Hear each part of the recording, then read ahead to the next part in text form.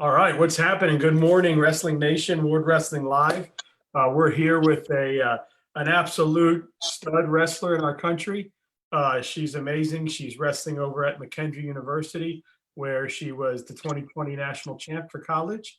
And she's a two-time folkstyle national champ, 2019 senior champ, two-time Fargo champ, two-time Washington State champ, Washington State champ. Say that fast a couple times. But amongst Yeah, other things, I read that you've done, you kicked ass at the Pan Ams, the cadets, the juniors. So there's a whole list. Look her up on track. You'll see uh, where she's done some amazing things. But her name is Emma Bruntil, and she's from a town of 250 people. So that's pretty dope. Hey, what's happening? How are you? Thank you so much for coming on, man. It's an absolute honor to have you. And I yeah, just really appreciate you taking the time to get away and sit down and hang out with me. yeah, definitely. I'm excited to be here. Yeah, it's been fun.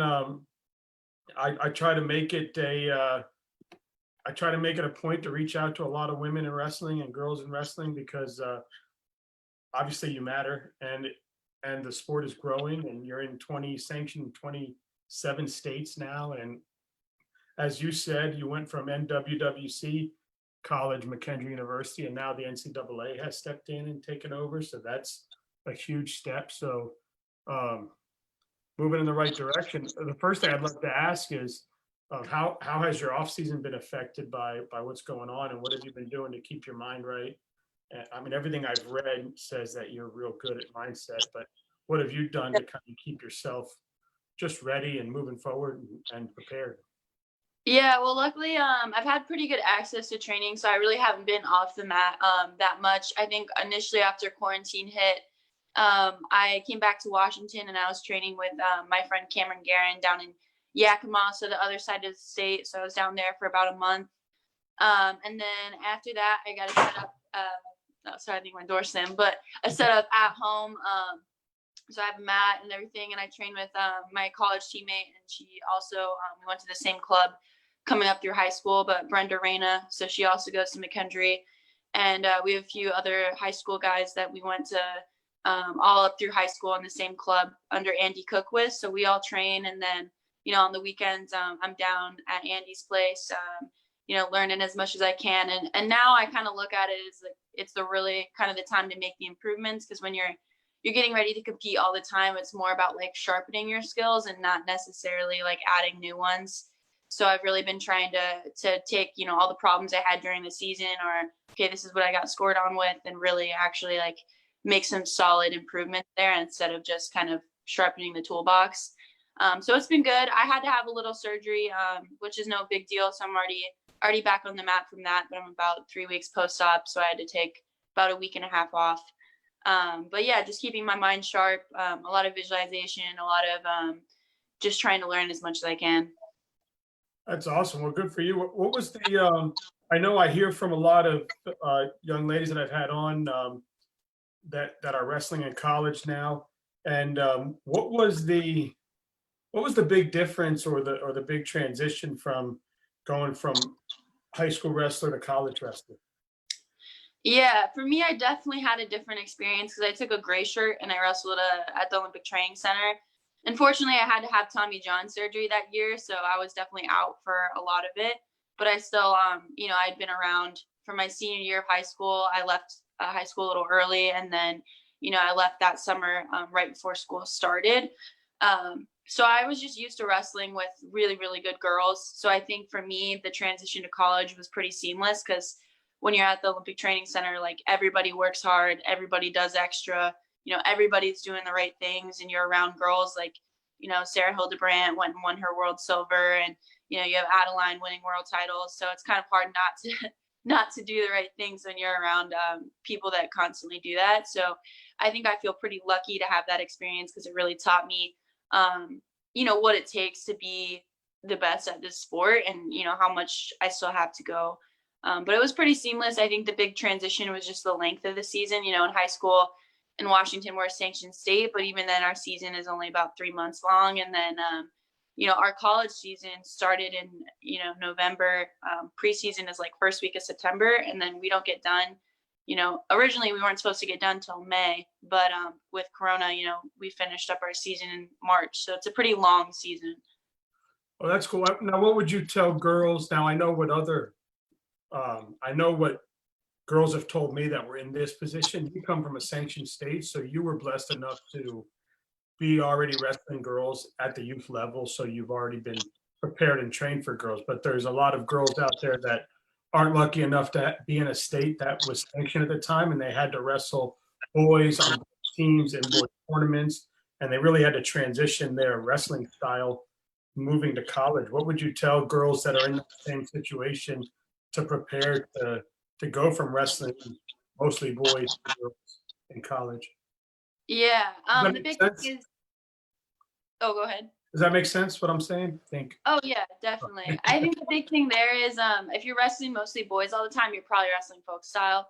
So I would say as much freestyle as you can possibly wrestle, because we wrestle, freestyle in college, and then we wrestle freestyle internationally. So be ready to kiss your folk style days goodbye, I think is a good way to put it. But also I think it's just a mentality shift. I think girls that wrestle boys, from what I've heard when I've talked to them, it's actually kind of hard for them to wrestle girls mentally, because then they're like, well, what if I lose to a girl, because they're used to only wrestling guys. So I would say, even if you can't wrestle guys in your regular high school season, make sure you're getting to body bar, make sure you're going to the USA development camps, make sure you're going to Fargo and doing all those things where you will see, the highest level of girls competition, and then just as much freestyle as you can wrestle, and get a coach that's invested in your freestyle journey just as much as your folk style one.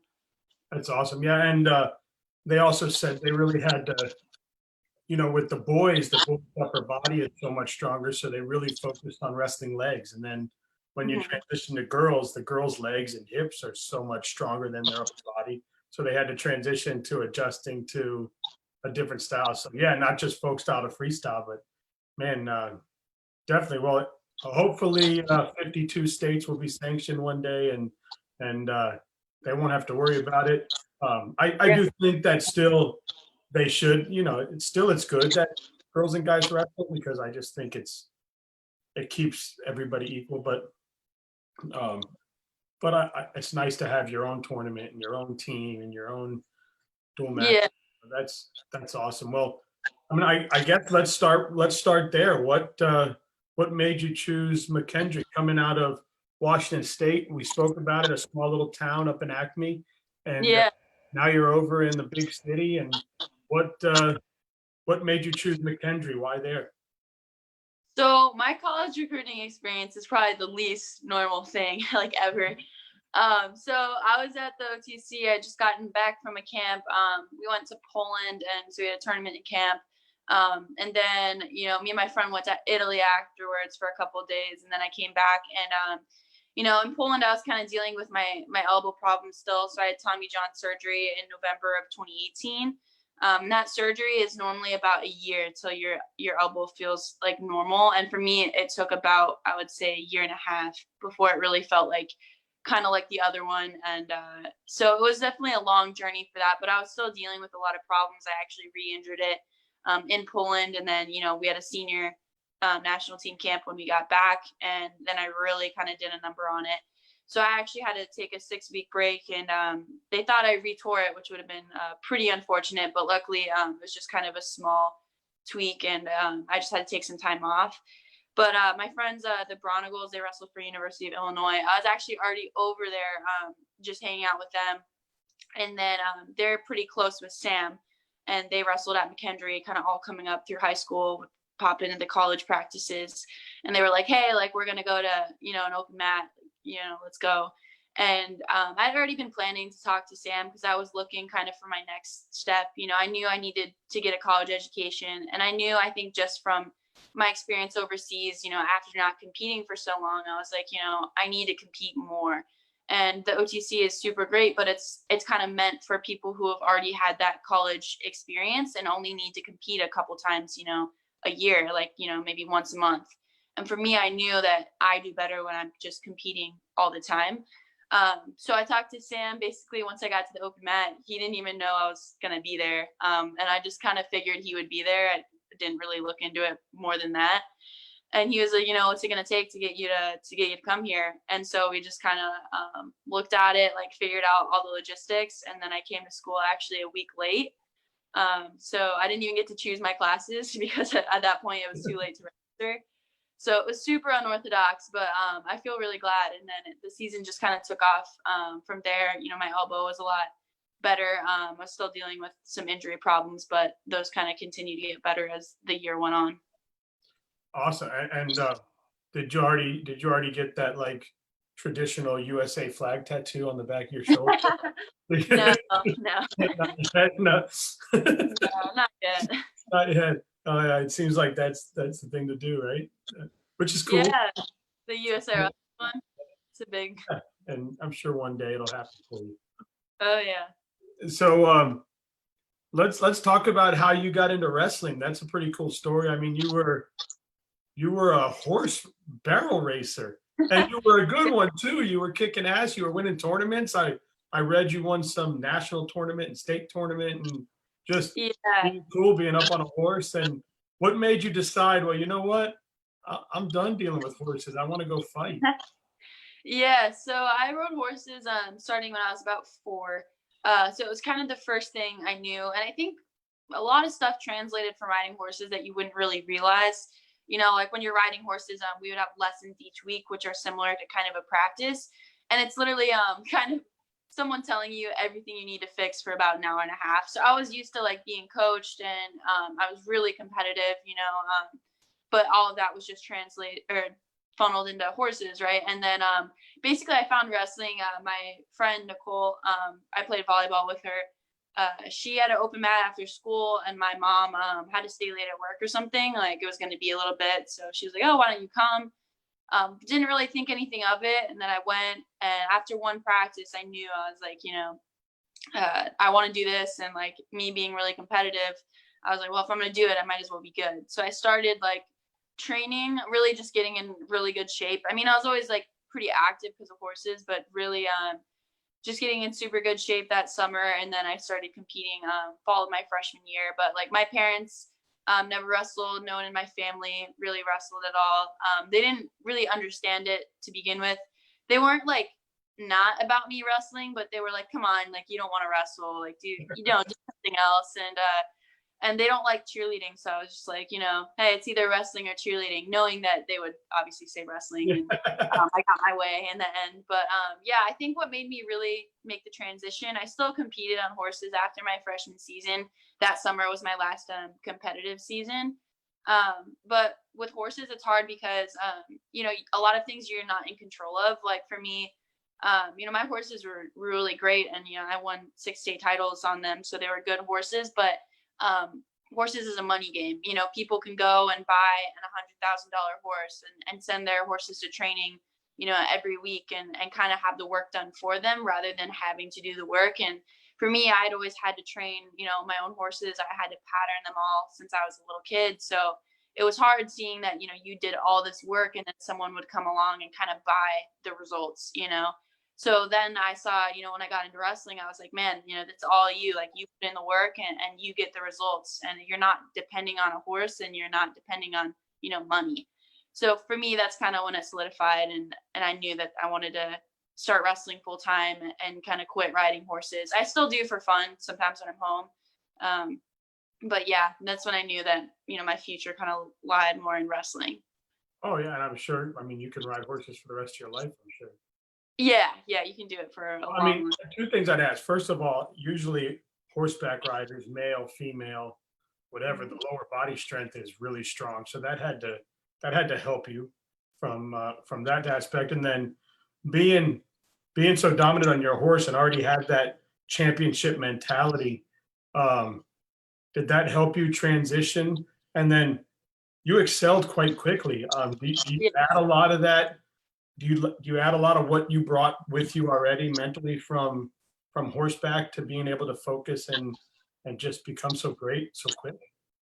Yeah, I think horses too, it forces you to be really calm. My horse is actually pretty crazy. So if, before you go do a run, your horse knows, and they're pretty hyped up. They're like ready to go. And for me, my horse actually, I don't know if anyone knows what rearing is, but they rear up. He would rear up. And so I couldn't get excited because if he reared up and flipped over, like you can get paralyzed. So, I had to be really, really calm and always like collected because I could never get too riled up. So I think when I went to wrestling, I was just really always good at managing my emotions, like in a match, not getting overly like angry or overly into the match, just kind of putting my emotions aside and just wrestling, technique and trying to score the next point. I think with horses too, I was used to performing in front of big crowds, so that wasn't really ever an issue. And the balance and the strength lower body is definitely helpful. I think it just teaches you kind of center of gravity. It's interesting though, because like athletically, there's some things that I'm like really good at. Like wrestling, I picked up pretty quick. Pretty good at like spike ball, but then there's some sports where I'm just absolutely terrible. Like I'm terrible at bowling, terrible at basketball.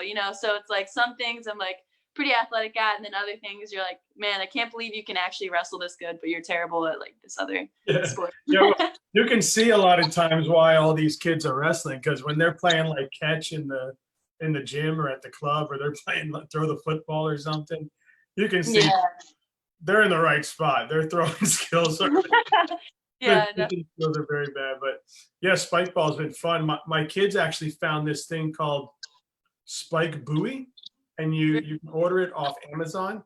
It's just a couple bucks, and you attach it to the legs. Yeah. And you put a weight in the bag, and it floats in the pool, but the weight keeps it in one spot. Wow. So now they jump in the pool with it and they play spike ball in the pool. Yeah, that's super fun. So that'll be cool. Do that. Well, I mean, obviously that talks about why your confidence is so high and everything there. That's unbelievable. Yeah, you can understand. I mean, being dominant in one thing, you weren't going to allow yourself to be affected by losing something. You were going to make sure that and I'm sure you understood too. Yeah, I'm not going to walk into wrestling and win every match. Yeah. Right. But like my son went 0-30, and then and then he started to win a little bit. So this was his first season really having winning, and ninth grade. So it was cool. I was kind of excited to see what the off season brought, but oh well. I just tell him to lift weights and I don't know, shadow wrestle, I guess they call it, or whatever. But yeah, definitely getting stronger, I think, will definitely help him though, because he's really kind of a nerd. He looks at all the stuff on watching wrestling and understanding it. Like we were looking forward to him doing freestyle for the first time this freestyle season. But I think he studied it so much that if I like threw him in a freestyle match, he would understand. He may get his ass kicked, but he would understand like, okay, this isn't folk style, right? Wrestling is wrestling, and just do your thing, right? So yeah, I was actually thrown into freestyle like that too, because we had these duels over the summer. I live right next to the Canadian border, so we would go up and duel kind of the girls. They now all go to SFU, which is funny because we compete against them, but there's a club up there called Coast, so we would go to this festival and duel them, and it was freestyle, and it was the summer after my freshman year, and I had never ever wrestled anything other than folk style, but they were like, hey, it's if they take you down, just go flat. Yeah, they're like, hey, come and wrestle, eh? Go and boot wrestle, eh? Right? Come wrestle, eh? Pretty much. Yeah, they say, hey, come wrestle, eh? That's awesome. But it's got to be pretty cool living right there on the Canadian border. I know when I traveled when I was younger, we'd go up to like Buffalo, and it was pretty cool because you go Canada there. So, man, talk about. I know you spoke about it a little bit, but you had a lot of injuries to overcome. What helped you get through those and get back healthy and making sure you did it the right way, where you weren't coming back where you knew you could re-injure yourself? Yeah. So I've had 8 surgeries, which is definitely a lot for being 20. But wrestling, that's kind of the name of the game. If you're in the sport for a long time and you don't have any injuries, I just think you're super fortunate. It's just a tough sport to be in. My first injury started actually my senior year. Once I moved to OTC, I took a 4th at the US Open as a high school senior. So I was just coming off that, and then we had junior world team trials, so body bar, and then we had senior world team trials the week after that. So it was just I was in a practice with like Kevin Jackson and Aaron Golston. It was like an optional practice, and we're like, we'll just go really light.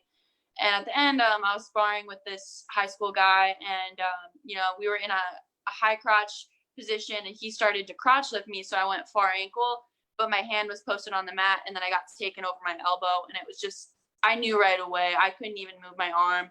It swelled up like a balloon, and I knew something was really wrong. And then we got the MRIs, and kind of confirmed it. And for me, that was pretty tough because that was my first kind of big injury. And initially, wrestlers don't normally need a UCL. Like it'll scar tissue over and it's still kind of usable. So we thought, give it 6 weeks and then, try and just wrestle after that. Otherwise, it would be, the year surgery I ended up having to get later. So I took the 6 weeks and then started to come back. I really wanted to come back for Fargo since I missed senior trials and junior trials.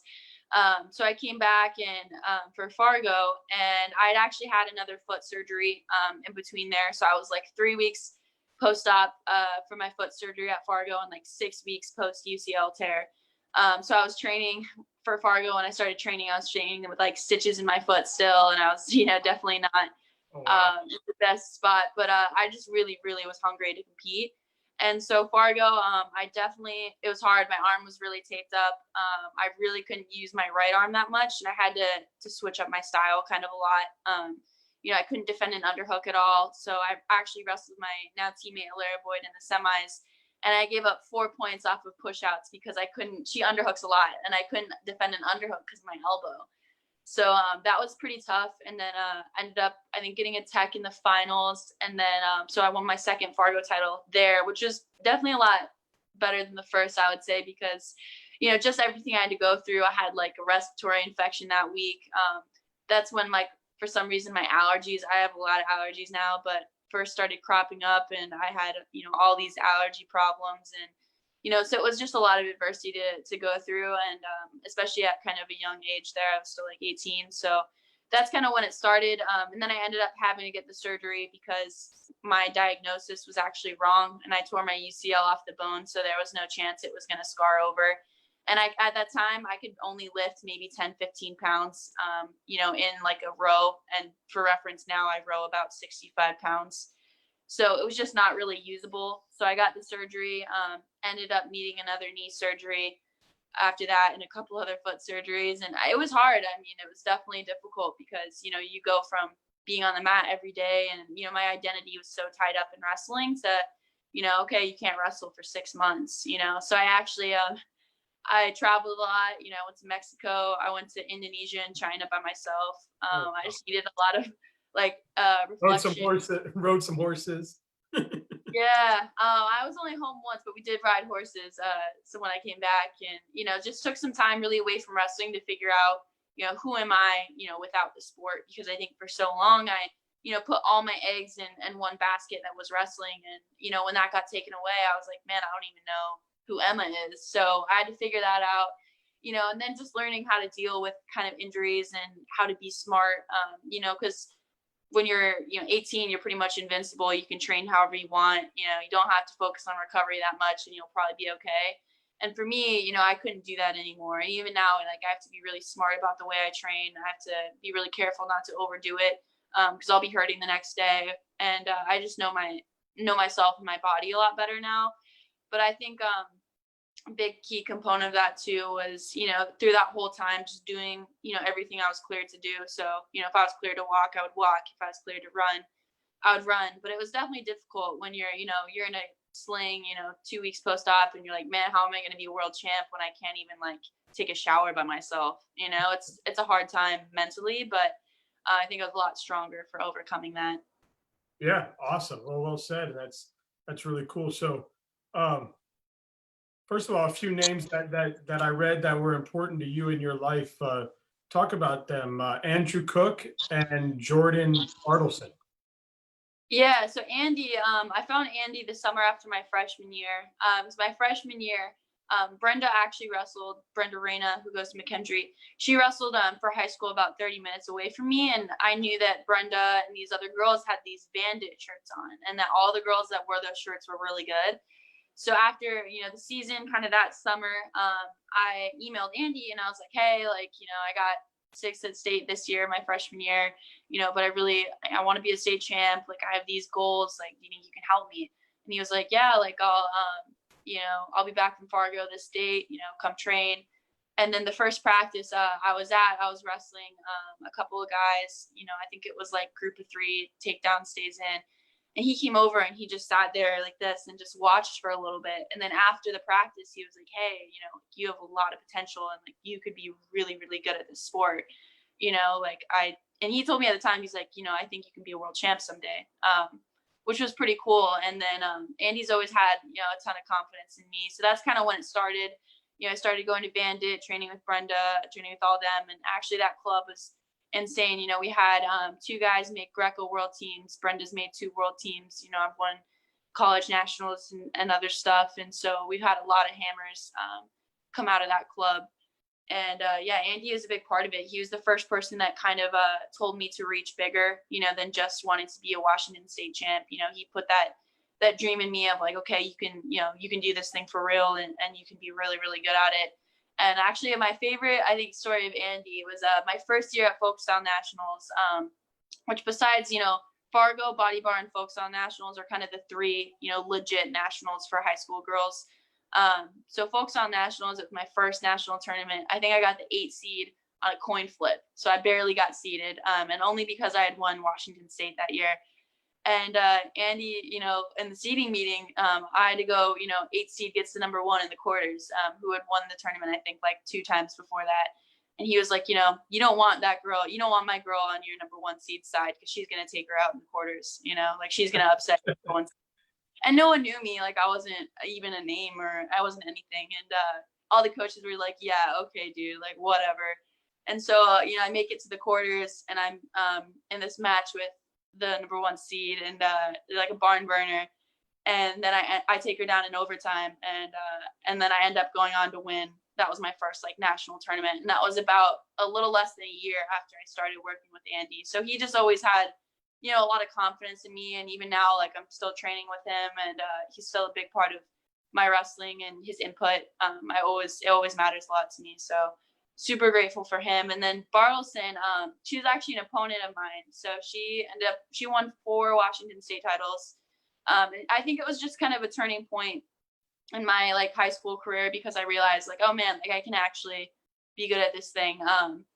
So my freshman year, I had her in the semis at state and she absolutely demolished me, like just not even close. So I think she won her 3rd title that year. And then the next year I had her at this tournament right after Christmas break in the finals. And then I ended up pinning her, I think, in the 2nd period. And she went on to win her 4th state title that year. So I wanted to wrestle her in the state finals, but we didn't end up being the same weight class after that. But yeah, she definitely, that match told me, like, man, you could really do this thing and be good at it, So from there, it was kind of a big confidence booster. And then I went on to win my 1st state title, that year. And Washington brackets for girls are pretty legit. I don't think people realize, I know Callie gets a lot of hype, but, my bracket, my sophomore year, I had a girl who, is a WCWA All-American now. She was 3rd at Fargo. I had a cadet Fargo champ, and I had a 2-time returning state champ in my bracket. So, that's a pretty decent bracket. So, yeah, those 2 names definitely, Andy's helped me so much in my career. And then that match with Bartleson really showed me that, like, okay, I can actually, be competitive. And I don't think I've ever asked this, but do wrestlers at your level want a competitive bracket? Or do they still look at, like, as the younger kids do, look at it and go, okay, cool, I got to buy, or I got that easy one, or do you guys at your level now go, man, I want to be in a bracket with the best? Yeah, I mean, I always want to wrestle the best people because, if your end goal is to be an Olympic champ or a world champ, everything to that point is a stepping stone to get there, so I think of it as like, man, if you're going to be at the world championships, you're going to wrestle someone a lot tougher than probably, someone in your bracket at Fargo or, at this tournament or that tournament. So I always like it. And, my dream this year, I don't know if this would ever happen because of, Corona and everything, but we really wanted to have a Menlo, McKendree duel. So if we had a Menlo McKendree duel, I'd want to wrestle Gracie Figueroa. I know she's been wrestling 130, but Gracie, if you want to bump up, come wrestle me at 136. Man, we have a call out. Hell yeah. And like all due respect to you, Gracie, you're a great competitor. I just really want to wrestle you. Ah, it's awesome. I want both of you on the air at the same time. Yeah, it'd be awesome to have her on. It's awesome, man. It's awesome. Cool. So, okay, let's get to the meat and potatoes of what you really want to get out there and talk about. There's been this big blow up with the inclusivity of women and men, the pay to women and men's, the wrestling levels, and I know you've really been tweeting and on air and very vocal about it. So, man, let's hear what you have to say. Yeah, so the How She Wrestles movement, I feel really excited to be a part of it. Basically, we're just fighting for inclusivity on all fronts, you know, inclusivity in the media, inclusivity in equal pay, and in equal pay, you know, there is equal pay from, you know, USA Wrestling and Living the Dream Medal Fund, but you know, I'm actually going to come out with an article on this probably in the next week or so. Equal pay from the NGB, which is the national governing body, is a lot different than equal pay as far as sponsorship opportunities, as far as you know, exhibition matches like the Flow wrestling card on the 25th. You know, there's a lot of different things that go into having equal pay, and especially, you know, equal representation in the media. You know, track wrestling, you know, the open mat, yourself, you know, there's people out there trying to include women in media, but to be quite frank, we haven't felt that at all from Flow Wrestling, which is pretty unfortunate given that they're the biggest, you know, media outlet in our sport. And, you know, it's hard when, luckily I grew up in a state, you know, with sanctioned women's wrestling, but if you're a girl and you've only known wrestling guys, you know, your whole life, and, you know, maybe you take a lot of losses because they're bigger and stronger, it's hard not to see yourself represented in the media, you know, represented and, you know, in what we do, because we are a part of the sport. And a lot of people don't realize this, but when wrestling was going to be eliminated from the Olympics, it was women that saved it. You know, the IOC said, okay, you need to be more inclusive to women. And that's why women's Olympic weight classes went from 4 to 6, and why guys' weight classes went from 8 to 6. So now it was kind of equal all across the board.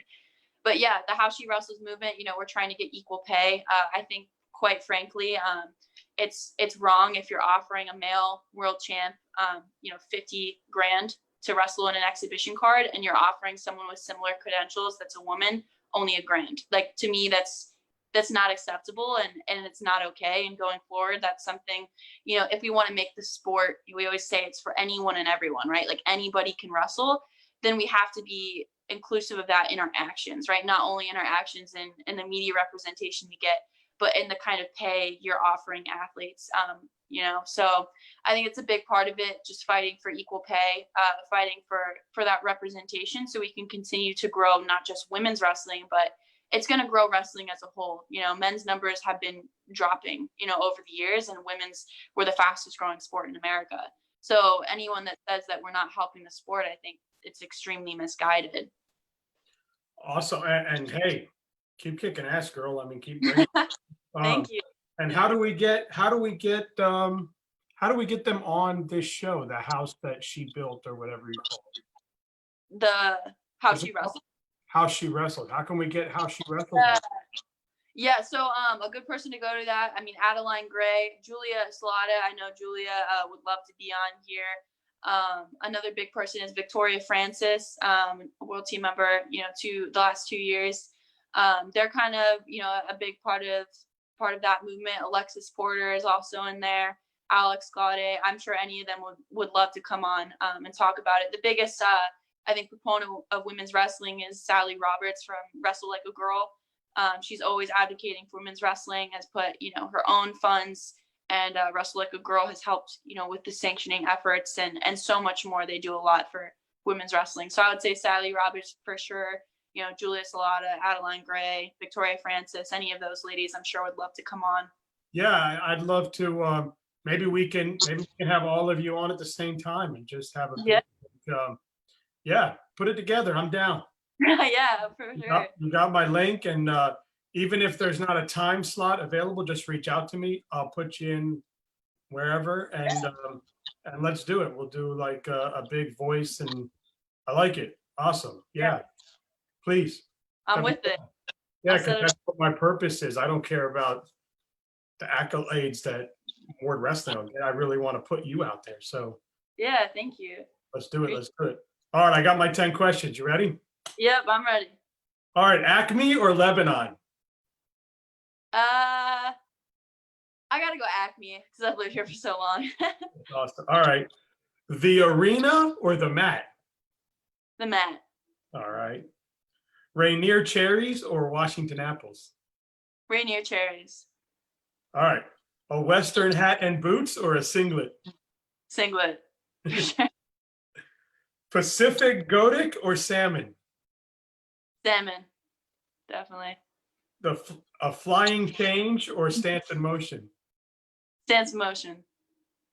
Moose or elk? Huh. I've never like had either as far as like food, but I like moose. I think they got character, you know? Cool. I know it said you guys eat a lot of moose and elk up there. Sorry. All right. A triangle drill or a dive roll drill? Oh gosh. I would say probably dive roll because Sam's a big monkey roll fan, so we do a lot of those. All right. Okay. Japanese style hot dog or Chicago hot dog? Huh. So I've never had either, but Chicago, I've seen it and it looks really good. So I'm gonna go Chicago. Oh, maybe you can have one. All right. A circle drill or a sprawl and shoot drill? Sprawl and shoot. So horses are way behind you. Yeah.